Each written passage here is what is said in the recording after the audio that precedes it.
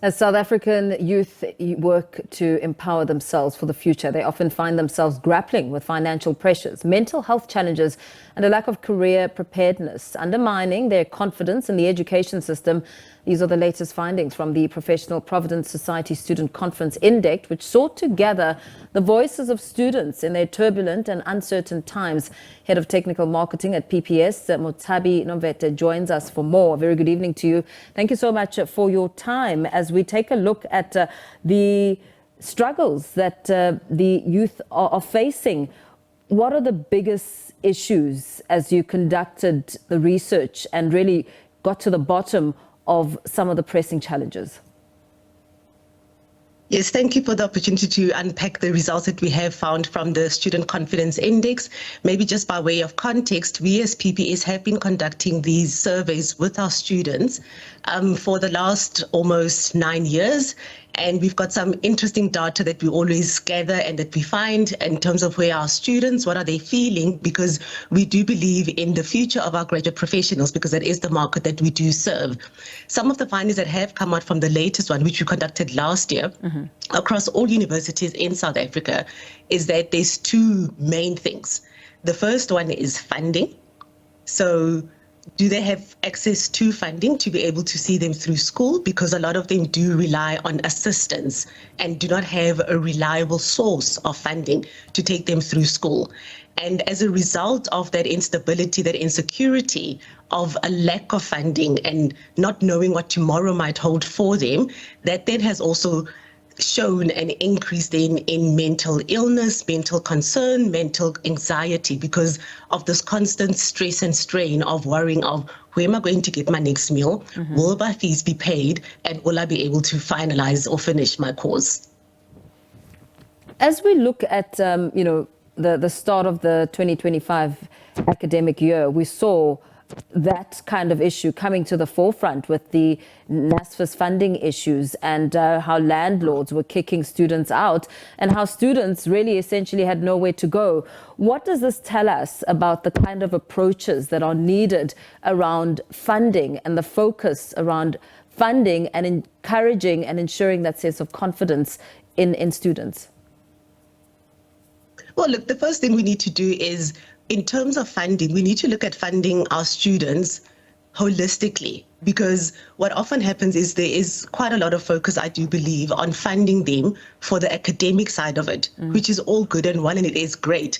However, all people are whole human beings, and we cannot possibly expect our students, for example, to study without food in their tummy, to study without a place to stay, or where we find that they're traveling long distances, and worse still, they probably don't even have the funds for them to actually get themselves to campus, to the academic part of it. So when we look at our students, we really do need to take a holistic approach and try to provide them with funding that will really give them the best foot forward so that they can concentrate on one thing and one thing only, which is then to obviously then concentrate on their studies and pass so that then the next generation can come through. So we do need to look at where there are gaps on that front and try fill that and do that properly versus probably trying to be too much to too many people, that we are so thinly spread that then it's just really pockets which then don't really solve the full problem. The unemployment rate cannot be ignored. I mean, as we listen to the budget speech from the finance minister, a lot of talk around the gap when it comes to what measures have been put in place to ensure that youth in this country are employed, and not much clarity on the strategy that needs to be enacted.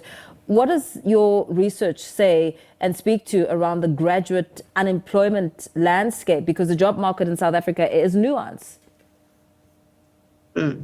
Look, it is. The one good thing, if I can call it that, is that we do know for sure that students who have been through university do have better prospects than those who do not complete their tertiary studies or who completely stop studying, let's say, at matric or just after secondary school. So that's encouraging.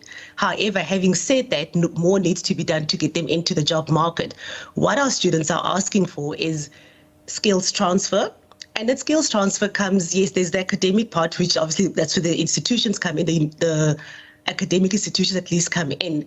But where there's a big cry for help with the students that we have surveyed is, help me with something as simple as writing my CV, because that is a foot in the door. And if you get that wrong, then there is no hope for you. Because remember, when you apply for a job, it's you and thousands of others. And someone unknown to you decides whether to call you and even meet you for the first time based on what you put on this piece of paper called a CV. So they're asking for skills around that.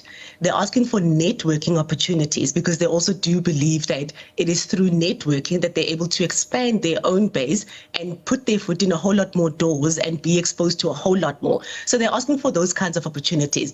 They're asking for job readiness programs as well. And what does that entail? It really is simple things like, how do you show up at work? Because we're great at pushing out students, we're good at pushing out academics, and they have the technical skills. But the job market itself is very different, has very different requirements. So they're essentially asking for mentorship, coaching, to take them through that path so that they don't make the mistakes that will make them end up feeling like they don't belong or they don't know what they are doing, and how do they actually match what they've learned at tertiary versus how it actually happens in the real world. So that's more your hands-on experience. That's what they're asking for. And remember, it is through those types of networks, those types of exposures and experiences that then they're able to build themselves up and be able to then find what is their niche, where are the opportunities, and what can they actually bring to the table to fill that. Yeah, I mean, that all shows that the economy needs higher education to do more than just impart knowledge. I mean, it must actively serve to bridge this gap between education and employment.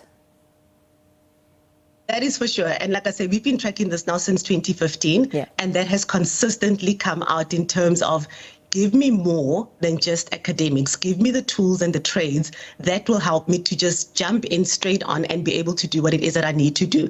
And the beauty from our side as PPS is that a lot of our professional members, and when we speak about our professional clients, at least we're speaking about people who've been through university, have at least an honors level qualification. So there we look at the typical occupations, at least like your doctors, your lawyers, your accountants with honors level, etc.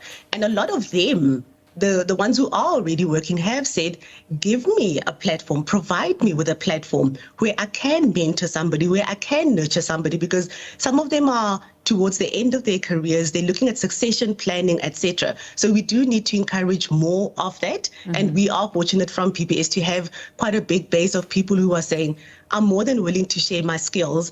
I just need the platform that will make it easy for me, that will enable me to get those students on board. So, and again, it's a question of private-public partnership, where we need to come together and say, everybody or most people have something they can offer. How do we package this in such a way that then it can really upskill our students? Absolutely. Thank you so much for weighing in on this conversation. Head of Technical Marketing at PPS, Motshabi Nomvethe there.